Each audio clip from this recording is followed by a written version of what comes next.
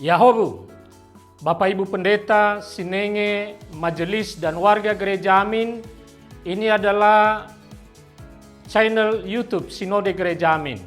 Karena itu, bagi yang mencintai Gereja Amin, tontonlah, subscribe, like, dan bagikan. Gereja Amin yang tangguh, mandiri, dan peduli. Tuhan Yesus memberkati.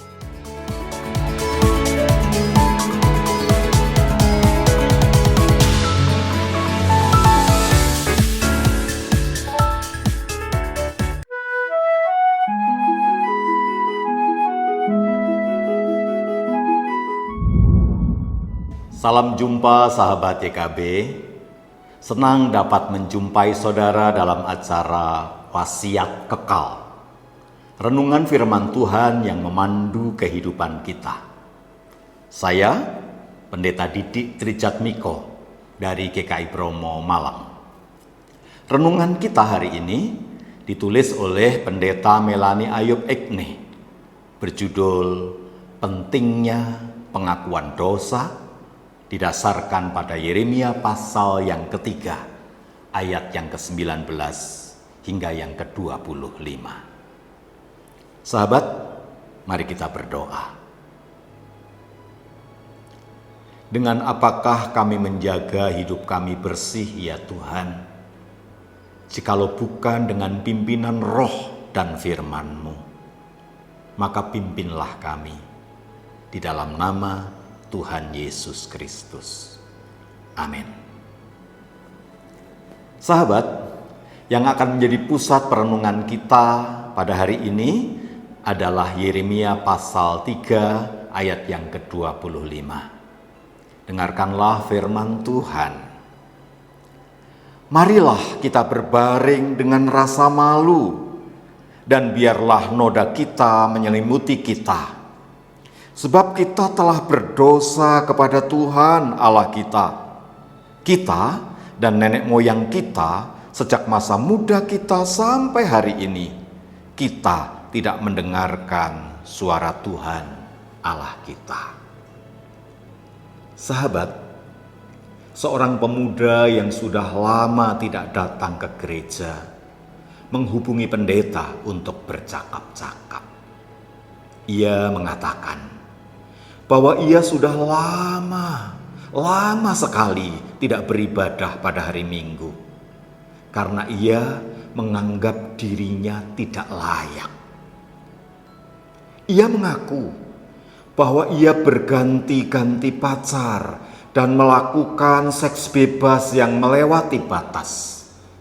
Karena itulah ia menyadari bahwa dirinya penuh dengan dosa dan merasa tidak pantas datang ke gereja. Walaupun sesungguhnya dalam hatinya ia rindu untuk bersekutu dengan umat Tuhan di gereja. Sahabat, bangsa Israel di masa Nabi Yeremia juga hidup dalam dosa dan berpaling dari Tuhan.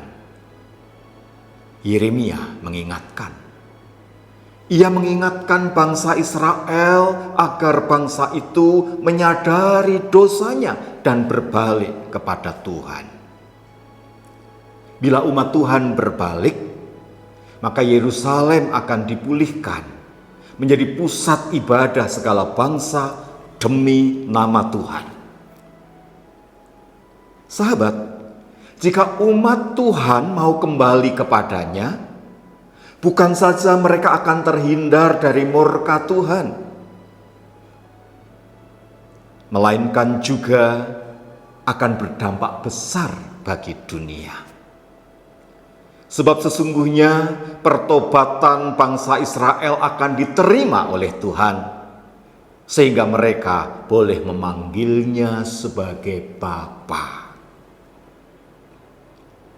Sahabat yang kekasih, seperti sang pemuda yang mengakui bahwa dirinya penuh dosa dan merasa tidak pantas datang ke gereja, pertobatan sejati dimulai dari kesadaran bahwa diri kita sangat berdosa kepada Tuhan kita tidak layak menerima pengampunannya.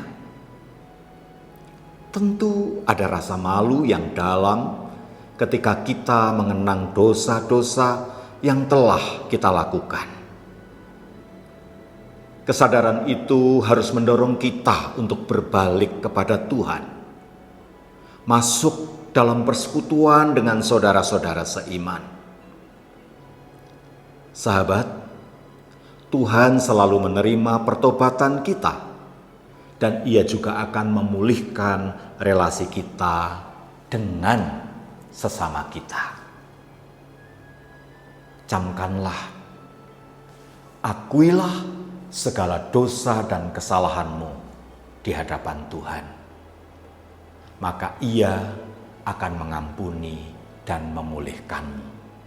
Seberapapun besar dosamu, saya ulangi, seberapapun besar dosamu, Ia mengampuni dan memulihkanmu. Mari kita berdoa. Terima kasih untuk samudera rahmat dan ampunan yang Engkau sediakan bagi kami ya Bapa. Kami tak layak, tiada sempurna, tapi anugerah ampunan-Mu menyempurnakan kami. Ajar kami juga mengampuni mereka yang membutuhkan ampunan dari kami dan dari-Mu. Di dalam nama Tuhan Yesus Kristus, kami berserah dan memohon. Amin. Sahabat, demikian renungan kita pada hari ini. Jangan lupa untuk subscribe, like, dan bagikan kepada yang lain. Tuhan memberkati.